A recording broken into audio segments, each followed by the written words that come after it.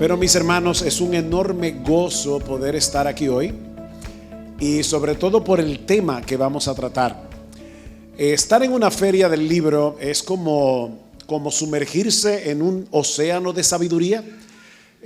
Ustedes han estado mirando cientos de títulos, decenas de títulos, hombres y mujeres que a lo largo de la historia, como decía Miguel hace un momento, nos han dejado un legado a través de las páginas escritas. La pregunta que yo quiero responder en parte en esta tarde es la siguiente: ¿qué vamos a hacer con ese legado? Yo tenía una tía que tenía una librería hace años atrás y ella nos contaba que había un funcionario del gobierno, no sé el nombre, así que si lo quería saber, no sé, pero él iba a su librería y le decía: por favor, fulana, dame 1 metro de libro, de lo que sea. Porque este hombre compraba libros para presumir. O sea, él en su casa hacía un librero similar al que está allí, ¿verdad? Plasmado en ese papel. Y entonces lo llenaba de libros que nunca leía. Simplemente es para presumir. No sé cuántos de ustedes vieron a Violinista en el Tejado. Esa famosa canción de Topol que If I Were a Rich Man, si yo fuera rico, él decía: yo haría una casa con 2 escaleras, una para que subiera, otra para que bajara y otro just for show, solo para presumir. Bueno, mis hermanos, nosotros no estamos aquí simplemente para ver libros. No estamos aquí para sentirnos inteligentes porque estamos rodeados de libros. Estamos aquí para ver ese legado que el Señor nos ha dejado a través de 2000 años de historia.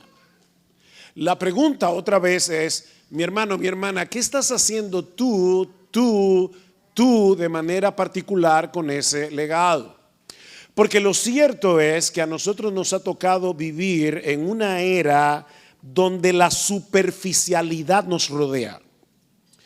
Estamos viviendo en una era donde muchas cosas atrapan nuestra atención, llaman nuestra atención y no nos permiten el tiempo que necesitamos para sentarnos tranquilos con una buena taza de café y un buen libro. Esta es la era de la inmediatez. O sea, nosotros queremos recompensa rápida. No es lo mismo la recompensa de sentarte a leer un buen libro durante un buen número de días que sentarte por media hora, 45 minutos haciéndole así a las pantallas del celular. Ese movimiento te da una recompensa inmediata que no sirve para nada. Perdiste el tiempo dándole al dedito. Eso es inmediatez y esa es la época en que nos ha tocado vivir. Entonces yo quiero convencerte hoy, ha sido mi oración antes de venir aquí, yo quiero convencerte hoy de que tú y yo necesitamos ese legado. El Espíritu Santo ha estado obrando en la iglesia por 2000 años y cuando nosotros dejamos a un lado ese legado, estamos despreciando la obra del Espíritu Santo a través de la página escrita. Y obviamente de más está decir que ningún libro puede sustituir este libro. O sea, aquí no estamos hablando, lo voy a decir desde el principio porque ya no voy a volver sobre el tema. Aquí no estamos hablando de leer otros libros y dejar a un lado la Biblia. No, de ninguna manera. El libro que tú necesitas leer todos los días es este libro. De hecho, yo le digo a mi esposa que cuando estoy leyendo la Biblia, yo apago todos mis filtros y enciendo mi discernimiento. Porque yo no necesito filtrar nada de lo que dice aquí porque todo es verdad. Cuando nos estamos exponiendo a un libro escrito por un ser humano, la situación es completamente diferente. Porque los seres humanos sí fallan y sí se equivocan. Y yo tengo que más bien filtrar lo que leo a través del lente de este libro. Pero ok, habiendo dicho esto, ahora vamos a hablar de la página escrita por seres humanos que no fueron inspirados por Dios. Ahora yo tengo 2 cosas, o básicamente 3, pero 2 cosas primariamente que quiero compartir con ustedes en esta tarde. La primera es que la fe cristiana, si lo pueden poner aquí, la fe cristiana es un legado que nosotros hemos recibido de parte de esos gigantes de los que hablaba Miguel hace un momento y que nosotros tenemos que transmitir a la próxima generación. Es una cadena. Nosotros hemos recibido un legado. Ahora nosotros tenemos que transmitir ese legado a la próxima generación. Yo repito, hermanos, la iglesia de Cristo no nació ayer.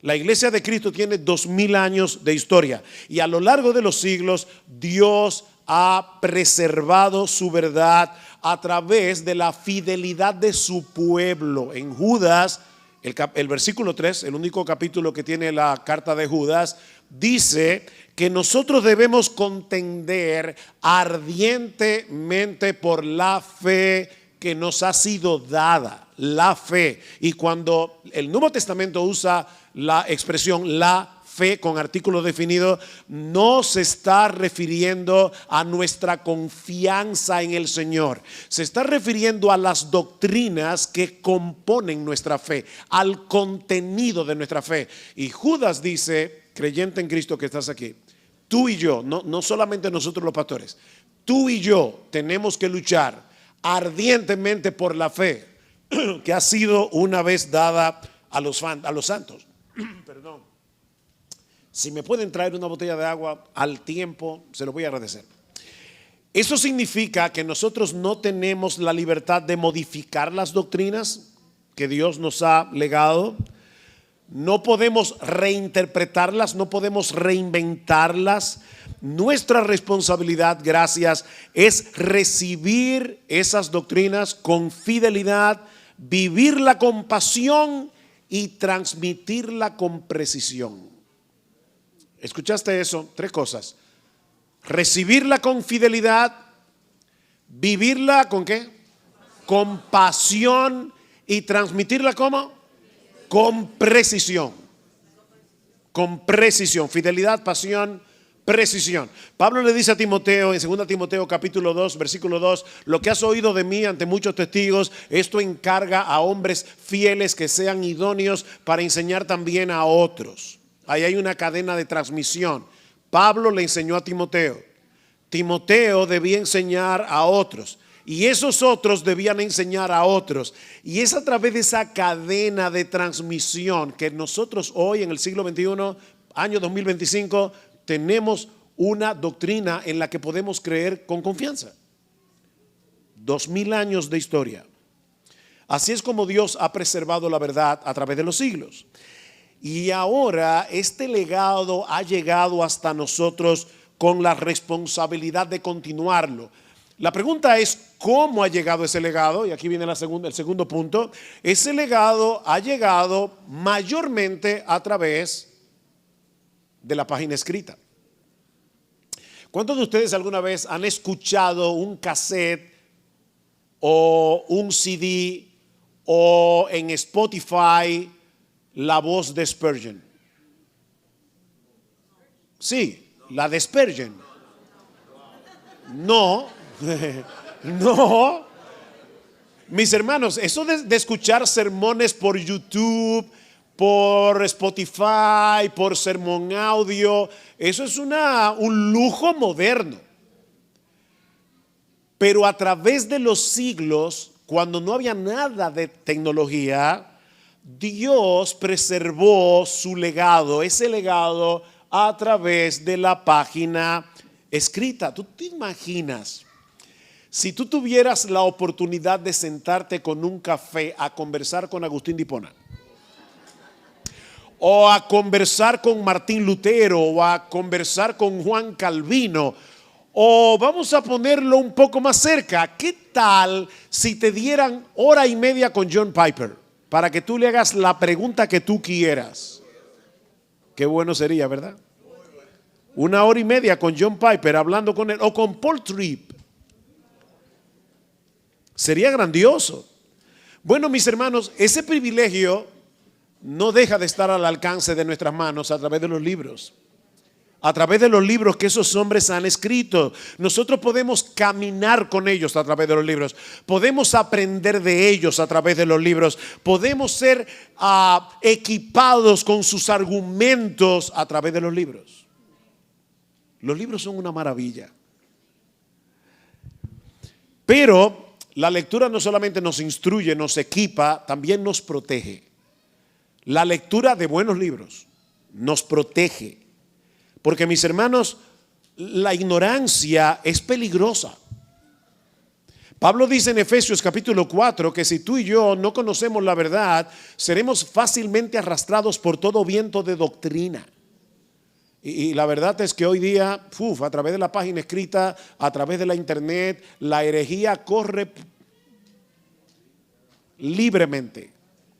Libremente. La ignorancia es peligrosa. Bueno, los buenos libros nos ayudan a construir una fe firme, una fe enraizada en la palabra de Dios, en el testimonio de aquellos que han combatido ardientemente por esa verdad que ha sido dada a los santos por medio de las Escrituras. Además de que la lectura expande nuestra visión de la fe cristiana.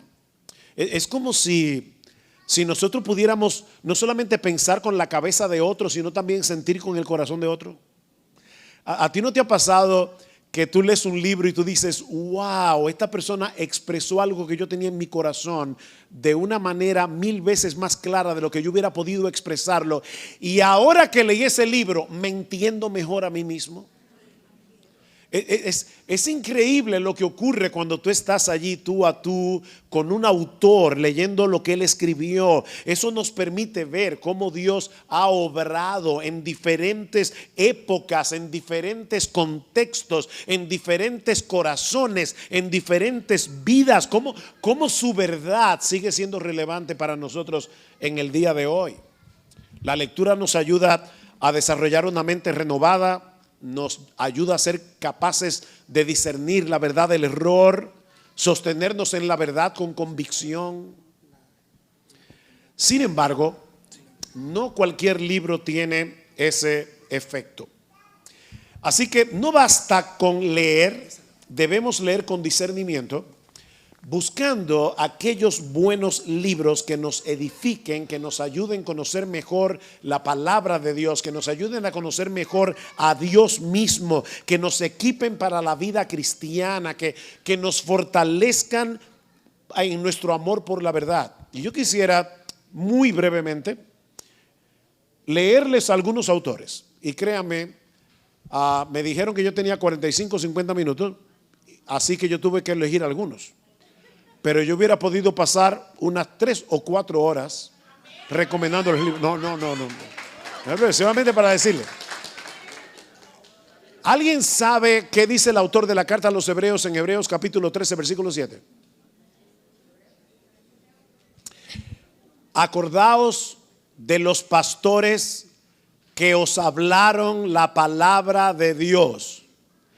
Considerad cuál haya sido el resultado de su conducta e imitad su fe. ¿De qué pastores está hablando el autor de la carta a los Hebreos? Pastores que ya estaban muertos, pero cuyo legado todavía continúa. Él no está hablando de autores bíblicos, él está hablando de pastores, seres humanos, como los pastores que estamos aquí. Hay creyentes que dicen, yo no sigo hombres. Mira, déjame decirte algo, yo tampoco sigo a hombres, yo sigo a Cristo, pero es Cristo el que ha dado pastores a su iglesia.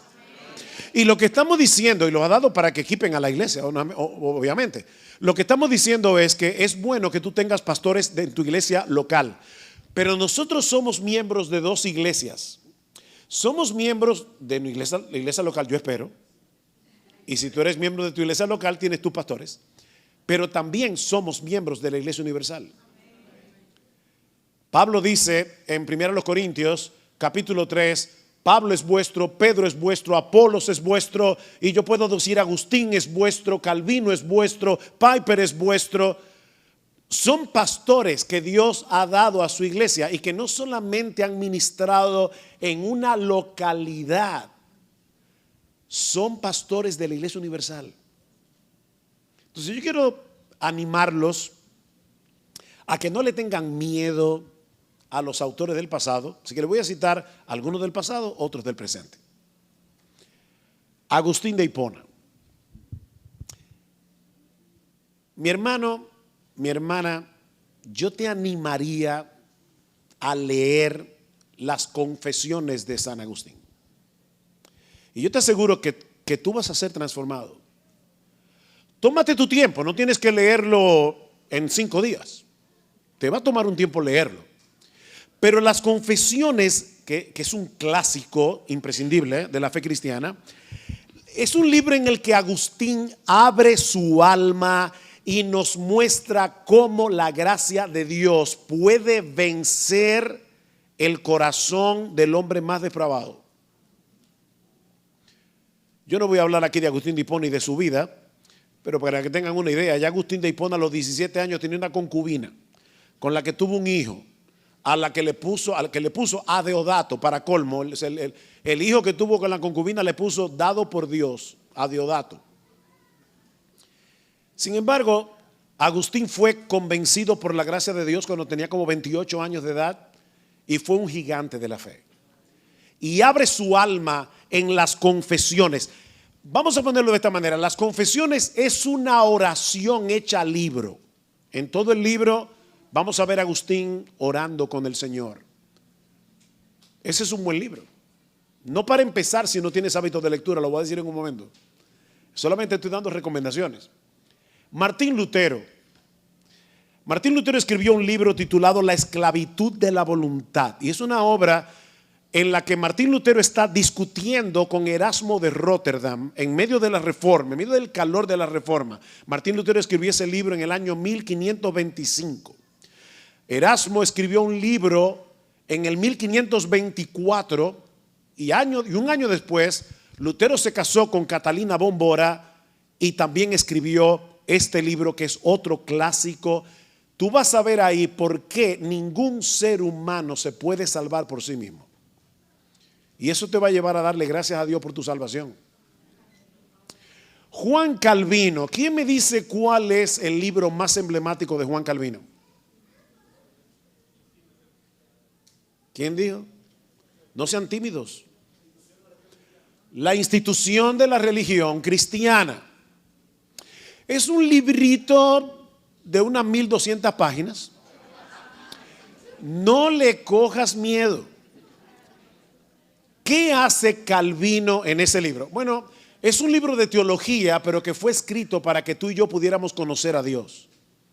El libro no es árido, es escrito con un corazón pastoral. Está dividido en 4 libros. El primero es Dios como creador, el segundo es Dios como redentor, el tercero es cómo ese Dios redentor me alcanza por su gracia, y el cuarto son los medios que Dios me da a través de la comunidad en la que Dios me inserta cuando me salva. Y es un libro que te puede ayudar mucho a crecer. Otra vez, si tú no tienes hábito de lectura, no comience por las instituciones. Estoy simplemente diciendo cuáles son algunos de los buenos libros que podemos recomendar. Bueno, la institución de la religión cristiana es una obra maestra, probablemente la mejor contribución de la Reforma protestante. Los puritanos ingleses, y aclaro ingleses porque desde que la gente oye puritano se imagina a un grupo de gente quemando brujas en Salem, sobre todo si leyeron La letra escarlata de Nathanael Hawthorne. Pero yo no estoy hablando de esos herederos de los puritanos que vivieron en la colonia americana. Estoy hablando de los puritanos ingleses del siglo XVI, XVII. Mis hermanos, estos hombres nos dejaron un legado pastoral enorme. Y yo te quiero recomendar 3 libros de los puritanos. 3 libros. Primero, La comunión con el Dios Trino de John Owen. Es un libro breve, relativamente breve. Creo que no debe llegar a 200 páginas. Breve, ese es breve, ¿verdad que sí? Okay. 200 páginas, más o menos. Es una joya de libro. Otro libro que te voy a recomendar es ¿quién ha leído El progreso del peregrino de Juan Bunyan? Un buen grupo. Bueno, ese libro ya es al final del puritanismo, pero mira, si tú no has leído El progreso del peregrino de Bunyan, no te voy a decir que estás en pecado. Pero casi es un pecado venial. No, sabemos que los pecados veniales no existen. Pero de verdad, léete El progreso del peregrino. No te mueras sin leerlo. Qué vergüenza llegar al cielo, encontrarte con Bunyan y decir, ¿y tú no leíste? No. Otro libro que te recomiendo de los puritanos es Consolación Divina de Thomas Watson. Wow, ese libro calienta el corazón. Es una exposición de Romanos 8:28. A los que aman a Dios todas las cosas obran para bien. Esto es a los que conforme a su propósito son llamados. Ese libro es precioso. Thomas Watson tiene una capacidad de escribir con tantas figuras literarias, metáforas. Jonathan Edwards, otra vez. El libro que te recomiendo de Edwards es Los afectos religiosos. ¿Tú quieres algún día sentarte a examinar si tu fe es una fe verdadera? Ningún libro va a ser mejor que el de Edwards para examinarte a ti mismo. Y en 2 Corintios dice Pablo, examínate a ti mismo si estás en la fe. Bueno, los afectos religiosos son un buen recurso para hacer eso. Charles Spurgeon, nuestro amigo Spurgeon. A Spurgeon lo citan mucho, pero lo leen poco en esta generación. Y un libro que puedo recomendar de él, aunque es para pastores, es Discurso a mis estudiantes. Pero yo creo que cualquiera se puede beneficiar de Spurgeon. Spurgeon tiene una mezcla rara, porque yo creo que de Spurgeon se puede decir lo que él decía de Bunyan. Spurgeon leyó El progreso del peregrino 105 veces en lo largo de su vida. Y él decía de Juan Bunyan que si tú lo pinchabas por cualquier lado salía biblina. Bueno, nosotros podemos decir lo mismo de Spurgeon. La Biblia le brota y la pasión por Jesús, wow, por todas partes. Pero al mismo tiempo, y esa es la parte sorprendente, tiene un sentido del humor que te encanta. O sea, Spurgeon, tú comienzas a leer Spurgeon y te atrapa. Yo me acuerdo una de las cosas, perdón, ¿cuánto tiempo yo llevo?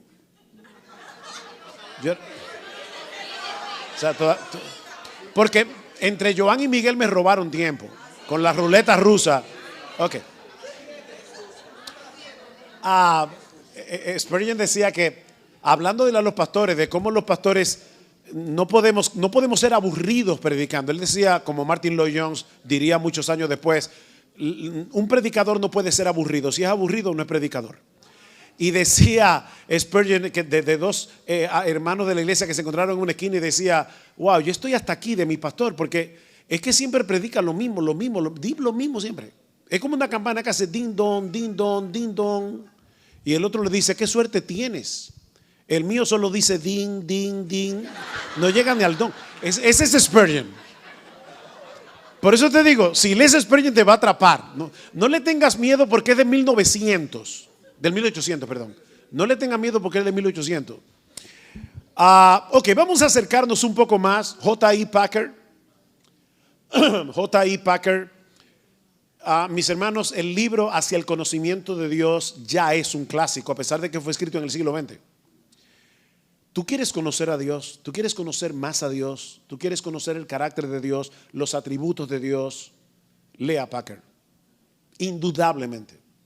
Lea J.I. Packer, Hacia el conocimiento de Dios. R.C. Sproul murió hace poco tiempo, 2017 murió Sproul. La santidad de Dios. Yo todavía recuerdo, de hecho yo recuerdo siendo un nuevo creyente leyendo a Packer y leyendo a Sproul. Bueno, a Sproul primero lo vi en YouTube dando la clase de la santidad de Dios y luego leí el libro. Qué impacto tan profundo esos hombres hicieron en mí y en mi esposa. De hecho, mi esposa, obviamente nosotros creemos en una sola conversión, un solo nuevo nacimiento. Pero Gloria dice, para mí, mi esposa Gloria dice, para mí leer a Packer fue como tener una segunda conversión. Leer hacia el conocimiento de Dios es como, wow, qué Dios tenemos. Bueno, deja que Packer te ayude. John Piper. Todos conocemos a Piper por sus prédicas, pero un libro que te voy a recomendar es el siguiente: Dios es el Evangelio. Dios es el Evangelio. ¿Y de qué te quiere convencer Piper en ese libro, que por cierto es bastante breve? Y la santidad de Dios de Sproul también es bastante breve. Pero el libro de Piper, El Dios es el Evangelio, él te quiere convencer de que la buena noticia del Evangelio no es que fuiste librado del infierno. no es que cuando te mueras vas al cielo. La buena noticia del Evangelio es el mismo Dios. Porque si nosotros fuéramos al cielo y Dios no estuviera allí, Cristo no estuviera allí, el cielo no sería cielo. Así que lee ese libro. A mí me fue de muchísima bendición leerlo. Paul Tripp, ¿qué capacidad tiene Tripp para decirte lo que tú estás pensando y para guiarte a través de las tormentas de la vida, a través del Evangelio? Y yo te recomiendo un devocional, hasta ahora no he recomendado ningún devocional, que son las Nuevas Misericordias, ¿cómo se llama? Esa misma, ese mismo. Nueva Misericordia cada mañana. Son 365 devocionales muy breves, lo lees cada día solo para calentar el corazón. Y luego entonces puedes leer otro libro. No es que sustituyas leer un libro entero por un devocional. El devocional es un devocional para calentar el alma. Y luego lees otro libro. Pero Nueva Misericordia cada mañana es buenísimo. Kevin DeYoung, y decidí citar libros que no son tan conocidos, lamentablemente en español, pero El hueco en tu santidad. Son libros que están en español, todos los que estoy recomendando. El hueco en tu santidad. Es un libro breve, pero que al igual que La santidad de Sproul, va a ser un muy buen complemento en cómo luchar con tu pecado y la importancia que tiene el hecho de vivir en santidad. Joel Beeke, ese es otro que no es tan conocido en nuestro medio. Yo amo a Joel Beeke. He tenido la oportunidad de conocerlo personalmente y compartir con él varias veces en conferencias. Y yo siempre he dicho, lo puedo decir públicamente, que si a mí me preguntaran rápidamente cuáles son las 10 personas más piadosas que yo he conocido en los 47 años que yo tengo de ser creyente, Joel Beeke estaría en esa lista seguro. Léete el libro titulado Viviendo para la Gloria de Dios. Es una introducción a la teología reformada y a las doctrinas de la gracia, muy accesible y muy práctico. Por último, el mentor de tantos creyentes a lo largo de los siglos, de estos años, Jerry Bridges, no de los siglos, perdón, de estas décadas. Jerry Bridges murió, como quien dice, el otro día. Tuvimos la oportunidad de tenerlo en nuestra iglesia cuando él tenía 86 años.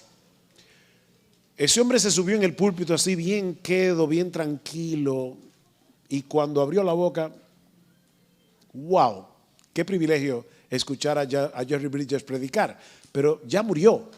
Bueno, léete Las Disciplinas de la Gracia. Es un buen libro para nutrir tu alma y ver los recursos que Dios te ha dado para crecer.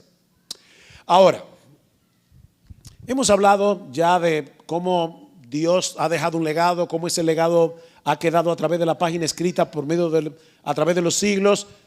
Veamos ahora, finalmente, algunos consejos prácticos para desarrollar un buen hábito de lectura. Algunos consejos prácticos para desarrollar el hábito de lectura. Déjenme decirles algo personal. A mí no me gustaba leer cuando era niño. Solo leía Paquitos. Y yo recuerdo las primeras veces que yo abrí un libro sin figuritas. Y yo decía, pero ¿cómo es posible que una persona lea un libro que no tiene figuritas? Pero mi papá, gracias al Señor doy por él, era un buen lector, muy buen lector. Y él nunca nos forzó a leer. Se lo digo aquí a los padres que están aquí, para que no se desanimen con sus hijos pequeños, cuando ven que no les gusta todavía leer. Mi padre no nos forzaba a leer, pero nos regalaba libros todo el tiempo. No nacimos en un hogar cristiano, yo no nací en un hogar cristiano, así que voy a hablar de libros seculares, pero yo recuerdo cuando yo cumplí 12 años, eso marcó mi vida y salió publicado la novela de García Márquez, 100 años de soledad.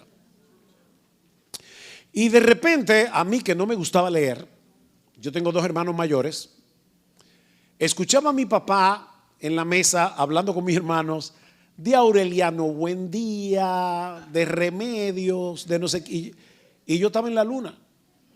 Así que yo me di cuenta que o leía o me quedaba fuera. Así que yo comencé a leer y la lectura me atrapó. Y yo no digo eso porque lo vea como si fuera algo que me diera, ¿cómo se dice? Bragging, como si fuera como si me estuvieran enorgulleciendo. No, para nada.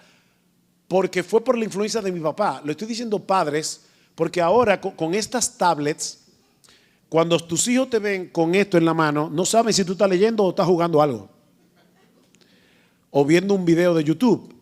Pero cuando te ven con un libro en la mano, no hay ninguna duda.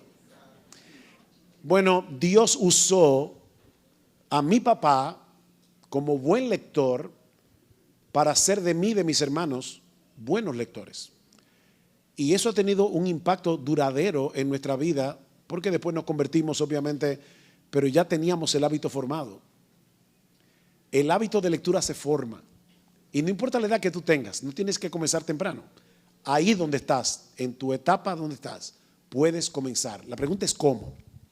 Bueno, te voy a dar varios consejos, porque, repito, estamos en una era de la inmediatez. Es más fácil coger el celular en el tiempo libre que leer un libro. Entonces, primero, establece un horario fijo para leer. Establece un horario fijo para leer. Así como tú reservas tiempo para otras actividades, no creas, porque es un engaño, no creas que tú vas a encontrar tiempo en el día para leer. No lo vas a encontrar. El tiempo para leer no se encuentra, se planifica. Se planifica. Hace más de 40 años yo tomé la costumbre, el hábito de desayunar leyendo. Yo no te digo que hagas eso, pero como yo desayuno muy temprano, antes de que se despierte todo el mundo, yo puedo darme ese lujo. ¿Y qué hago? Bueno, que yo voy desayunando, leyendo. Y tú vas a decir, pero ven acá, o sea, ¿y cuánto tú puedes leer desayunando? Bueno, mira, déjame decirte algo. Solamente desayunando tú te lees como 5 o 6 páginas de un libro. Multiplique eso por 365 y te vas a dar cuenta que son muchas páginas. Lo excelente es enemigo de lo bueno. Tal vez tú dices, no es que yo quiero leerme 50 páginas todos los días. Pero si no tienes el hábito de leer, comienza con 5 páginas. Y no me digas que no tienes el tiempo. Yo creo lo que dice John Piper, que el Señor permitió que Apple inventara esto para demostrar que no es verdad que no tenemos tiempo para leer y orar y leer la Biblia. Sí, tenemos tiempo. ¿Verdad que sí? Tenemos tiempo. Ok. Segundo consejo, comienza con libros accesibles y de lectura fluida. Como yo decía hace un momento, no comience con las instituciones de Calvino, ni con las confesiones de San Agustín. Comienza con las disciplinas de la gracia de Jerry Bridges, comienza con El hueco en tu santidad de Kevin DeYoung, comienza con Manso y humilde de Dan Ortlund o con Profundo de Dan Ortlund, también el mismo autor. Comienza por ahí. Tercero, desconéctate de las distracciones. No pongas tu celular con las notificaciones encendidas al lado tuyo, porque vas a... No, miren, esto es antilectura. Apaga las notificaciones. Tengo buenos reflejos todavía. Apaga las notificaciones o deja el celular en otro lado. Mira, piénsalo de esta manera. Cuando tú estás leyendo un libro, tú estás conversando con el autor. ¿Tú te imaginas que yo esté conversando con alguien y tenga otra persona a mi lado y me diga, Sujel? Eso es lo que hace el celular. ¿Verdad que sí? Entonces, deja el celular en otro lado y ponte a conversar con el autor del libro. Pero evita las distracciones. De hecho, búscate un lugar donde tú tengas la menor distracción posible. Cuarto, lee activamente. ¿Y qué significa eso? Bueno, leer tomando notas, reflexión en lo que estás leyendo. A mí me resulta mucho, yo inventé un sistema de subrayado. Cuando yo subrayo con una flechita así para abajo, eso quiere decir que yo puedo usar eso en un sermón. Cuando veo que es algo súper importante, le pongo ojo. O le puedo poner un AM, que significa aha moment. O sea, eso es cuando yo leo algo que yo no lo estaba esperando y digo, wow. O a veces pongo wow. O a veces pongo signo de admiración. Todo eso me ayuda para poder luego recordar, óyeme, yo sé que yo leí algo referente a eso en el libro de tal, 20 años después. Y voy y lo busco, ahí está, y lo puedo usar en un sermón del día de hoy. Así que lee activamente. Quinto, comparte lo que aprendes. En mi casa me hacen bullying, toda mi familia, porque dicen que yo leo para todo el mundo. A mí me es sumamente difícil leer y no decir lo que estoy leyendo y compartirlo con mi esposa, antes era con mis hijos, cuando estaban en casa. ¿A qué me ayuda eso? A fijar en mi memoria lo que estoy leyendo. No hay una mejor manera de fijar las cosas que diciéndosela a otro. Y sobre todo si es en tus propias palabras. Sexto, ora antes de leer. Recuerda que tú vas a conversar con alguien que te va a mentorear a través de la página escrita. Señor, ayúdame a tomar lo bueno, ayúdame a filtrar lo que no es bíblico, porque puede ser que los autores se equivocan. Y yo me acuerdo, hace muchos años conocí un pastor escocés que decía que había un hermano en su iglesia, él es un fanático de Spurgeon, él lee un sermón de Spurgeon todos los días. Porque los sermones de Spurgeon se fueron escribiendo en taquigrafía cuando Spurgeon tenía 19 años. O sea que hay 63 volúmenes de sermones de Spurgeon. Y este señor leía un sermón todos los días. Una hermana entra a su biblioteca, a su oficina, y cuando ve los libros de Spurgeon dice, pero usted lee Spurgeon. Dice, sí, me encanta Spurgeon. Decía, no, yo dejé de leer Spurgeon porque leí como 4 o 5 disparates en sus libros. Y dice, 4 o 5 disparates. Yo me he encontrado con un montón de disparates en los libros de Spurgeon. Pero qué bueno que es así, dice él, porque de no haber sido de esa manera, le hubiera puesto 2 velones. O sea, es que son humanos, se equivocan, pero órale al Señor, ora, Señor, ayúdame a leer con discernimiento. Sí te vas a encontrar con disparates en algunos de los libros que vas a leer. Y finalmente, y esto para mi esposa y para mí, esto es una regla de oro en casa. Procura salir siempre de tu casa con un libro. Eso es casi, en casa eso es casi, es como la regla de oro. O sea, procura salir de tu casa con un libro, porque tú no sabes cuándo te vas a encontrar con un tiempo muerto en la espera del doctor, del dentista, en el banco. Tú sabes lo que se tarda hacer una fila de un banco y tú ves la gente así. A mí eso me desespera. Yo digo, wow, qué buen momento para leer. O están con el celular en la mano. Sal con un libro. Que eso va a permitir que los minutos desperdiciados se conviertan en momentos de edificación. Conclusión, mis hermanos, hasta que el Señor Jesucristo regrese en gloria, habrá futuras generaciones, escucha bien, que dependerán de nuestra fidelidad hoy. ¿Oíste eso? Hasta que el Señor regrese en gloria, habrá futuras generaciones que dependerán de nuestra fidelidad hoy. Tus hijos, tus nietos, tus bisnietos, si Dios te da vida. Qué gloria, qué ventaja tuvo Timoteo de tener una madre y una abuela como la madre y la abuela que tuvieron. ¿Qué legado le vamos a dejar a nuestros hijos? ¿Qué legado? ¿Seremos hallados fieles en preservar y proclamar el Evangelio para la siguiente generación? Mis hermanos, leer no es opcional para el creyente que desea crecer. Leer, te lo voy a subrayar en el aire, no es opcional para el creyente que desea crecer. Leer su Biblia y leer buenos libros es un acto de amor a Dios, es un acto de amor por la verdad, es un acto de amor por la iglesia, es un acto de amor por las futuras generaciones. Y mi deseo por todos ustedes al hablar lo que he hablado es que el Señor nos ayuda a ser lectores diligentes para que podamos ser discípulos firmes y fieles en esta generación que nos ha tocado vivir. Que Dios nos conceda la gracia de seguir ese legado con integridad, de encontrar refugio en la lectura edificante y vivir de tal manera que nuestras vidas sean un testimonio que glorifique a Dios y que edifique a su iglesia. Ok, Joan, yo te había dicho, quería dejar 5 minutos para preguntas. Faltan 10 minutos para para que se cumpla la hora, no, porque ustedes me entregaron después de las 5. Entonces, tenemos unos minutos adicionales. Preguntas. No es una pregunta, es... O yo la repito aquí, bueno. Gracias.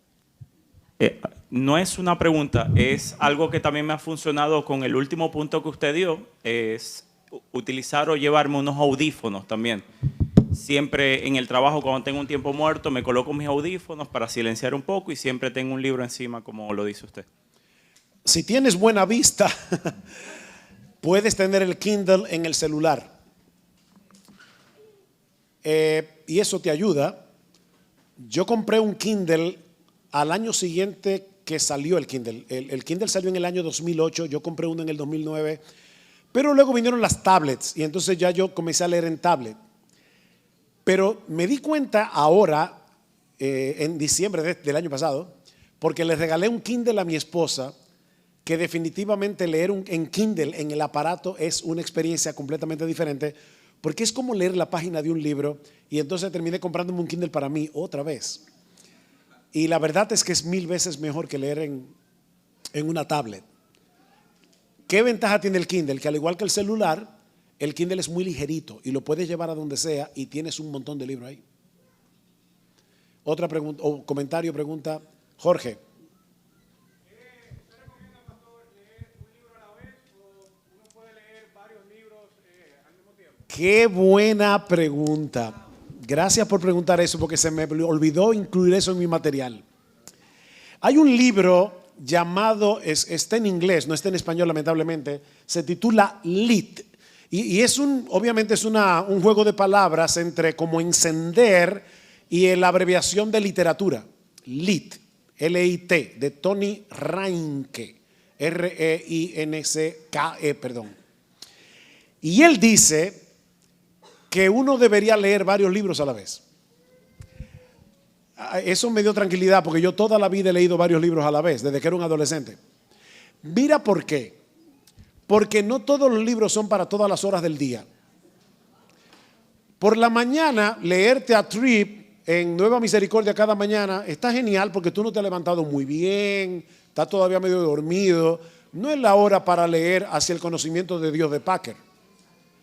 Pero tal vez al mediodía sí, o tal vez en la tardecita, estás más despierto. Entonces yo creo que sí que se puede leer varios libros. De hecho, yo nunca he dejado de leer varios libros a la vez toda mi vida. Lo que pasa es que nunca había encontrado quien me fortaleciera esa convicción hasta que leí Lit de Tony Reinke. Él dice, aparta 15 minutos en la mañana, 15 minutos al mediodía, 15 minutos al final de la tarde y 15 minutos en la noche. Es 1 hora al día para leer. ¿Tienes que seguir ese patrón? No, te estoy diciendo lo que él propone. Tal vez los 15 minutos de la mañana lee la Biblia y lo otro después, qué sé yo. Cada cual tiene que encontrar su ritmo. Sí. Puede ser que Dios guíe a la dirección, o sea, le enseñe el camino a una persona que debe de seguir por medio de lecturas de varios libros diferentes y que eso sea congruente con la palabra. O sea, que si Dios le puede dar el llamado a una persona de hacer una función. Bueno, eso puede pasar leyendo varios libros como puede pasar leyendo un solo libro. Vamos a suponer que tú estás ahora mismo luchando con el tema de la voluntad de Dios. Óyeme, yo no sé qué carrera escoger, o yo no sé, me están pretendiendo 2 muchachos, ¿con cuál me caso? ¿Qué sé yo? O sea, preguntas que uno se hace. Bueno, tal vez leyendo el libro Just Do Something de Kevin DeYoung, Haz algo, se titula en español. Te va a ayudar a poder aplicar los principios bíblicos para encontrar la voluntad de Dios, con un solo libro. Pero puede leer varios libros a la vez. Hay un libro de John MacArthur sobre cómo encontrar la voluntad de Dios. Y es un libro pequeñito. Tal vez si te lees varios libros que tienen que ver con el tema, te va a fortalecer. Sí, la idea es como esa, como si he leído varios libros en X tiempo y todos apuntan como a un tema específico, a algo en específico. Oh, no. Eso no quiere decir necesariamente que Dios te está guiando por ahí. Vamos a suponer que tú estás leyendo ahora mismo una biografía de un misionero y un libro sobre las misiones, como el libro de John Piper sobre las misiones, que es excelente. Dios me está llamando a las misiones. No, Dios te está poniendo a pensar en las misiones, tal vez para que ores por eso o para que ofrendes por eso. No necesariamente para que te vayas a África.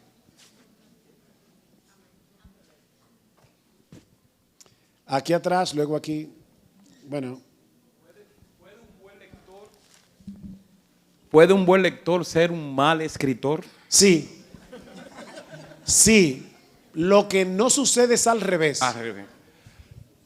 Un buen escritor tiene que ser un buen lector. Es casi imposible que una persona que no lea escriba bien. Ahora, tú puedes ser un buen lector y Dios no te dio el talento para escribir. Eso sí es posible, pero al revés no. Por aquí, la hermana. Hay un libro, pastor, que usted menciona mucho, que se llama Carta del Diablo a su sobrino. Y nosotras queremos saber dónde conseguir ese libro. Aquí está. Aquí está. No lo Miren, encontramos ahorita. Realmente, ese libro lo escribió C.S. Lewis, a Cartas del Diablo a su sobrino. Es probablemente lo mejor que tú puedes leer para entenderte a ti misma y cómo el diablo te tienta. A mí me impresiona la sabiduría de Lewis en ese libro en particular. Y mira que me gusta mucho Lewis como apologista. Aclaro eso. No lean a Lewis como teólogo, porque era muy malo como teólogo. Si quieren encontrar una mezcla de cosas muy buenas y disparates, léanse el libro de Lewis sobre el dolor. Los primeros capítulos son excelentes, los últimos son un desastre. Pero Lewis es muy bueno como apologista. Y Carta del Diablo a su sobrino, gracias por mencionarlo. Acá. ¿Podría recomendar para un preadolescente, para preadolescentes o ya para más niños? Para que ellos lo lean. Bueno, depende de la edad, pero por ejemplo, 10 la años, Biblia, no la Biblia, pero el libro que escribió sobre la Biblia, Sally Lloyd Jones, es muy bueno. Hay un libro de Kevin DeYoung para niños pequeñitos que relata la caída. Lo que pasa es que no me acuerdo el título ahora mismo. Pero es de Kevin DeYoung. Algún librero que haya por aquí que me ayude con esto, porque ahora no tengo los títulos de esos libros para niños.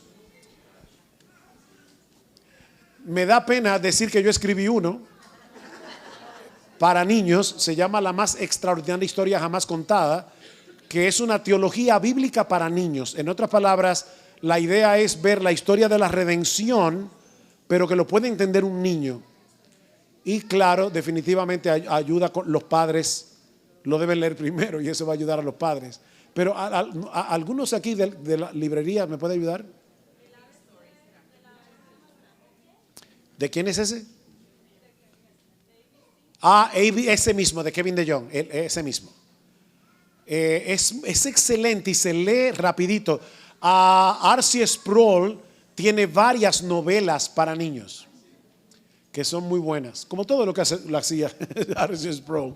Sí. Oh, y sí, las claro. de C.S. Lewis también, las novelas, las versiones cortas de los libros. Claro, Las de está Narnia, y esas Narnia. son para niños. Déjenme decirles algo con respecto a Narnia. Un niño de 8 años puede leer Narnia y lo va a disfrutar, pero no lo va a entender del todo. Sin embargo, lo va a preparar para que cuando tenga 15, 16, 18, vuelva a leer a Narnia y diga, wow, ahora lo entendí mucho mejor. Y ¿saben qué? Cuando tenga 40 años, va a entender mejor todavía a Narnia. Yo he leído las crónicas de Narnia varias veces y en una ocasión encontré en Amazon hay una edición que trae los libros en el orden en que C.S. Lewis quería que se leyeran. Porque la bruja, el león y el ropero no es el primero. Es exactamente, el sobrino del mago. El mago y el sobrino del mago. Ok, porque ahí es que nace Narnia. Y él te da un orden. ¿Y saben qué? No se burlen de mí, pero yo estaba leyendo las crónicas, uno detrás del otro, detrás del otro, detrás del otro. Son 7 libros. Y me tocó terminar con el último esperando entrar a la cita de un doctor. Estaba en eso es lo que les digo de salir con un libro. Estaba esperando y terminé Narnia ese momento cuando, bueno, si no lo has leído no te voy a hacer un spoiler, pero de repente yo comencé a llorar. A mí me encantan las crónicas de Narnia. Ahora, si tienes pulmones para leer, sí, puedes leer entonces El Señor de los Anillos, la trilogía de Tolkien, que es más profunda, mucho más profunda que Narnia, pero ese requiere más pulmones. De hecho, debo confesar que yo nunca la he leído entera. De hecho, la comencé a leer apenas, El Señor de los Anillos. Sí vi la trilogía. ¿Qué más?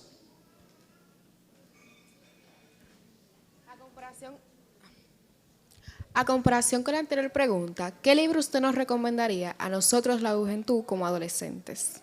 Me refiero a edades de ejemplo de entre 15 y 18 años. Mira, es que yo creo, déjenme decir algo con respecto a la adolescencia. Yo sé que no me tiren piedras, pero déjenme decirles algo. El concepto de adolescencia es muy novedoso. La humanidad nunca se dividió en niños, adolescentes y adultos. Hasta el 1905, cuando un psicólogo evolucionista se inventó la adolescencia. Ajá, exactamente. Ok, ¿qué quiero decir con eso? De hecho, la versión Reina Valera habla de la adolescencia, pero si tú buscas la versión de 1909 en Eclesiastés, te vas a dar cuenta que dice mocedad, no adolescente, porque esa palabra no existía. ¿Por qué digo eso? Porque ustedes que están en esa edad deben verse como adultos jóvenes.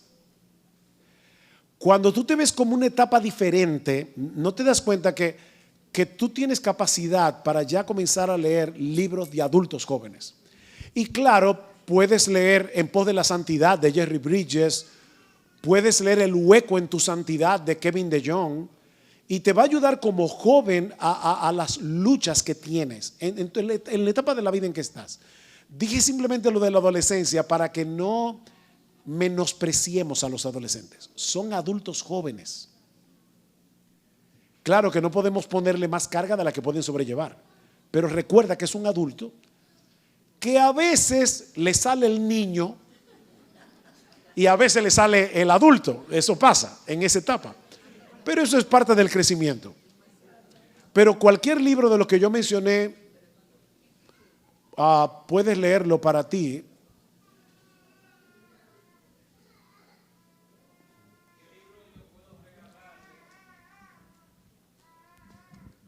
¿Qué libro yo puedo regalarle? ¿Usted me recomendaría regalarle a una persona que no ha nacido de nuevo, pero yo quiero que conozca de Dios?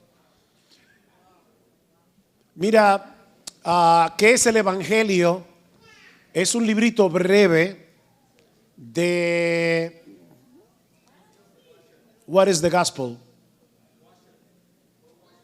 No, Paul Washer escribió un libro con un título similar, pero yo me refiero al librito pequeñito.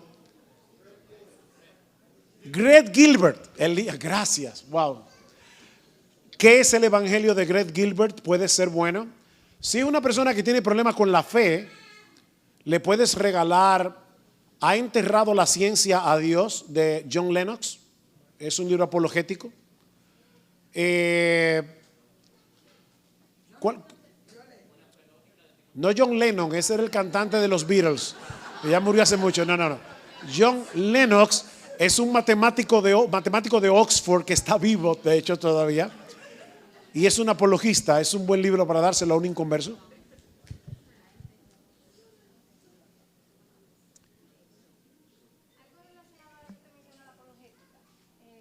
El instituto tiene una materia de teología que dice cómo defender su fe.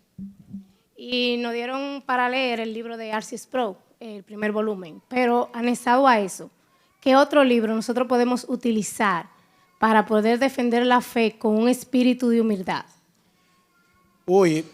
Mira, yo te recomendaría que leas a Francis Schaeffer, porque Francis Schaeffer era un pensador cristiano que lo caracterizaba la humildad.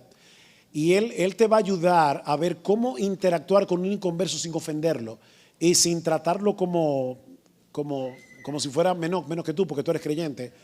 El libro de Mera Apologética de Alistair McGrath también es muy bueno y él habla bastante acerca del tema de la humildad en la apologética.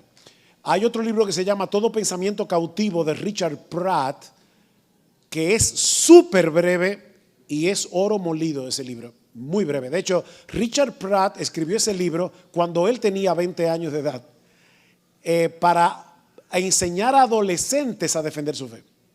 Pero resulta que John Frame, que era su profesor, él le dijo: profesor, ¿tú puedes revisarme este escrito?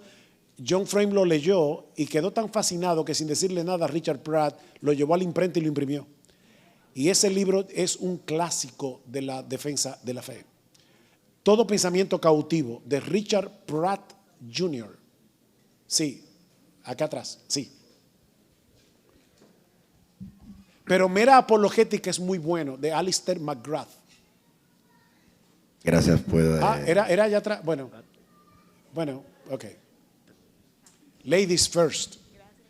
Hola. Hola. Mi pregunta era sobre qué usted piensa de leer, si estamos leyendo varios libros a la vez, de combinar quizás un libro secular, si es como algo de negocio que quiero aprender para mi trabajo, por ejemplo, en conjunto con un libro cristiano.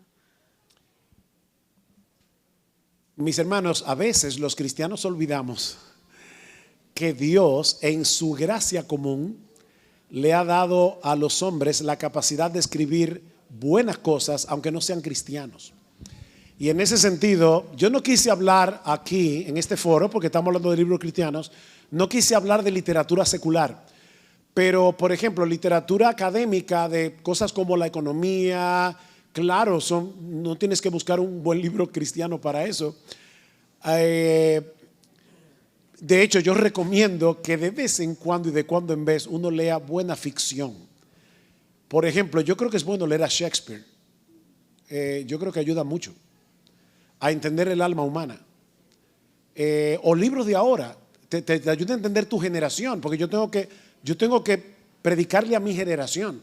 Y cuando leo un libro escrito por un inconverso, estoy entendiendo cómo mi generación piensa para poder predicarle a la generación en la que vivo.